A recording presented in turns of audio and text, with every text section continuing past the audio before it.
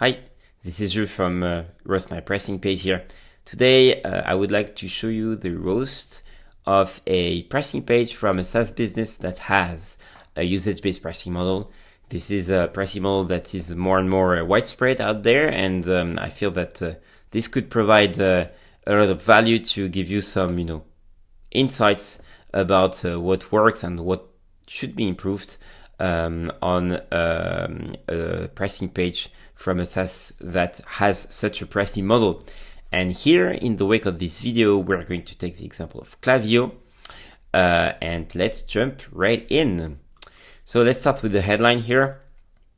So here they do a good job of giving hints about the pricing model. So you see that they say built to grow with your business. That's a big hint that the pricing model is usage-based, because basically the point of having a usage-based pricing model is that the more you use the product, the more you will pay.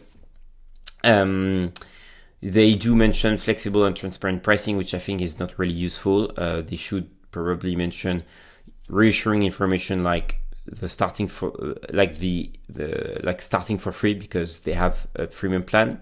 Here, what's missing is the lack of information about their product or about their value prop. This is something that you should mention on any pricing page, no matter what is your pricing model.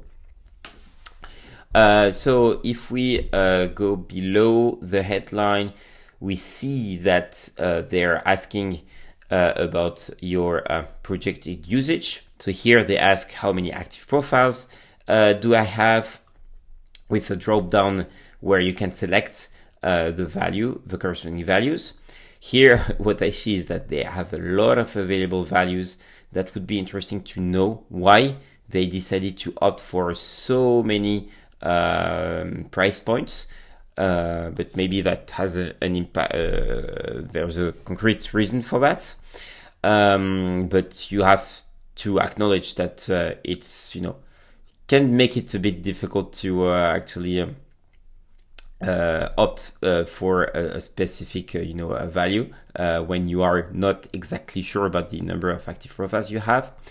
By the way, speaking about active profiles, they don't actually provide any information about what is an active profile.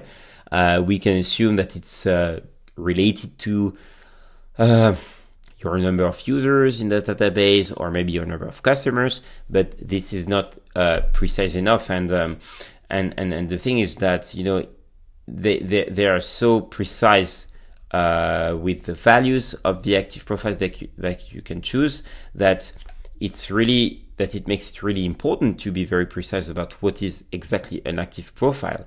So here, what I would expect is to have like a tooltip that pops up on hover, or a link here where you can click and it opens up a model overlay, or even a link to another section below to provide really precise information about what is an active profile.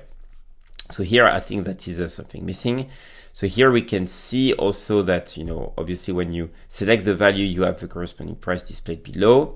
You see that when you select, I think it's starting at 10,000 active contacts, there's this new CTA get a demo button that is displayed here.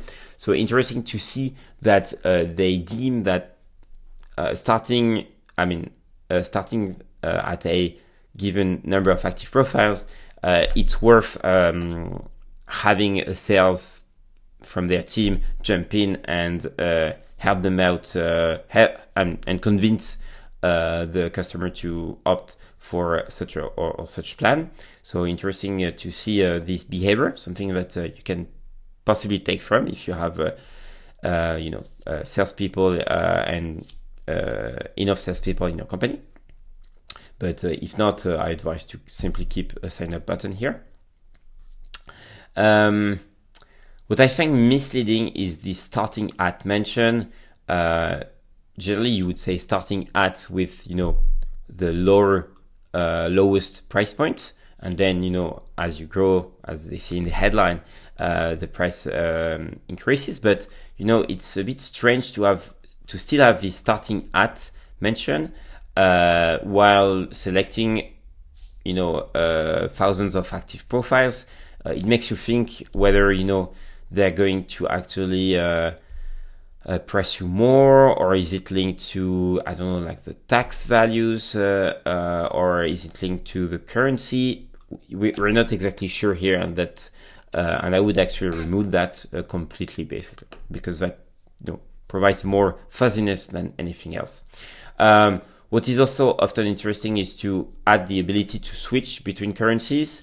Normally, the corresponding values for the various currencies should be available in your bidding software. So if you are able to fetch them automatically via their API or whatever, that's way better. Klaviyo is big enough to have customers worldwide paying in various currencies. So I think it's important to make the prices in euros available, for instance. Other feedback is that plans are not ordered by ascending order.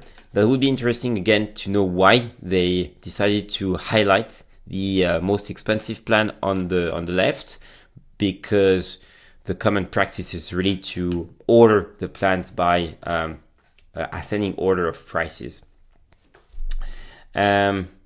Besides that, so they do have a plan description. It's quite well done here, quite well written. Here, obviously, they don't really break down those plans in terms of company size, in terms of persona, etc., etc. It's more in terms of features, which is why when they make their description here, they don't say for bigger companies willing to do email and SMS. This makes sense because you may be a small company having an engagement strategy around SMS, and thus you will have to opt for this plan.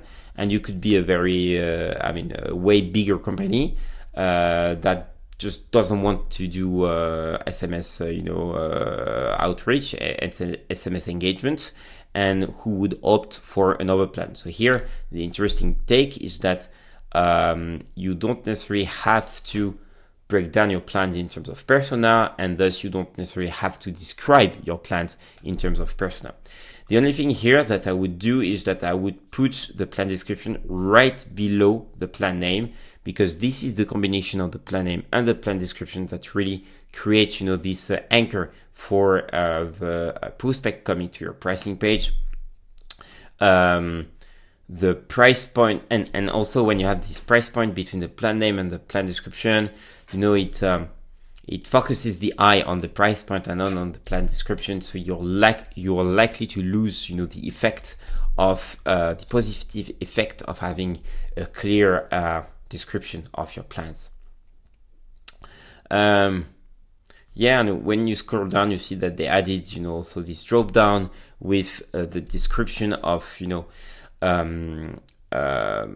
the number of credits that are available. So here again, a lot of values available. So not sure if it's really efficient. If it's really interesting for the business, but maybe there's a specific reason why. But I feel that here, in any case, the way that they do display the price amount is quite well done here. They do have this model overlay where they describe, how many SMS you're going to get with X number of credits. So that's nicely done here. The only thing from a sheer design standpoint is that, when I have this kind of icon, I expect to have an hover effect, meaning that I would expect to, open up this model while hovering on the elements, while instead of clicking on the elements. So here, if you want to make this text clickable, you should actually underline the text when you hover on these text elements. That's common practice when you want to just better highlight the behavior of a text, basically.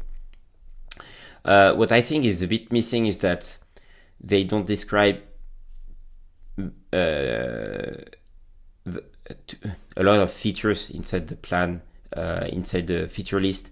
They do emphasize a lot on the usage and the limits, which should be their priority based on their pricing model.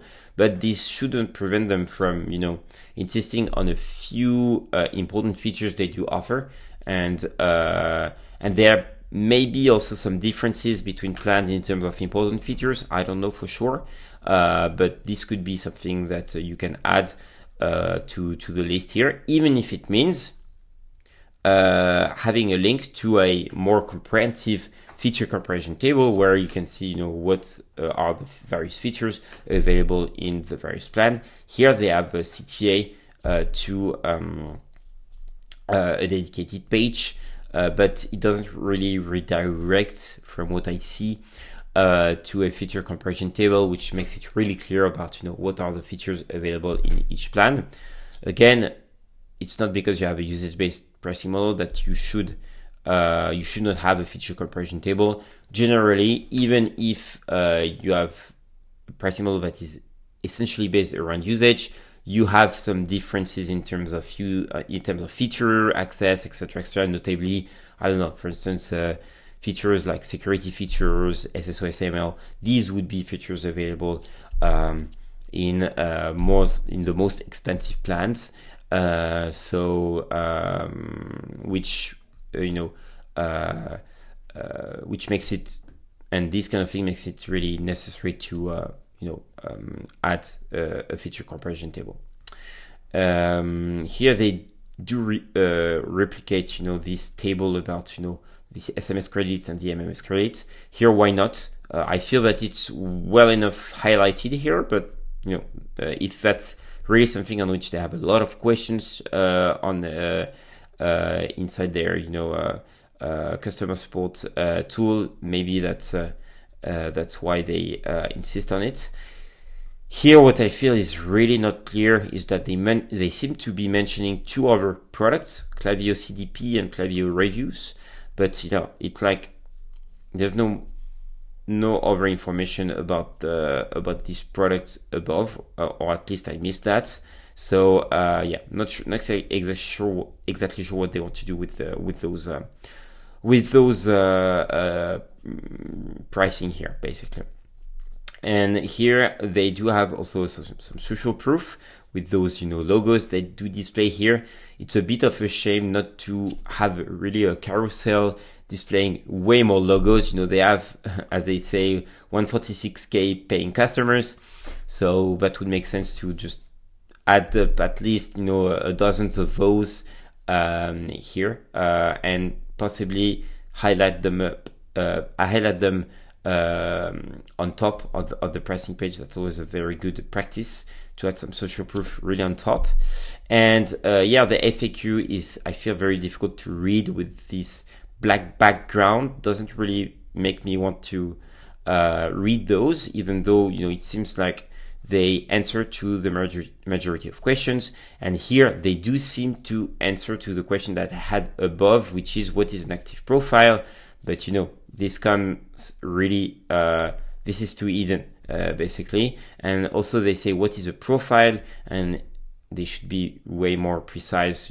They should say what is an active profile, even if it means describing the difference between a profile and an active profile in the content of the answer. But here really it's not really well executed, and I'm pretty sure a lot of prospects on their pricing page misses on their on this question, or at least visualize this question like 5 minutes after they have perused the various pricing tables and other pages of the website here.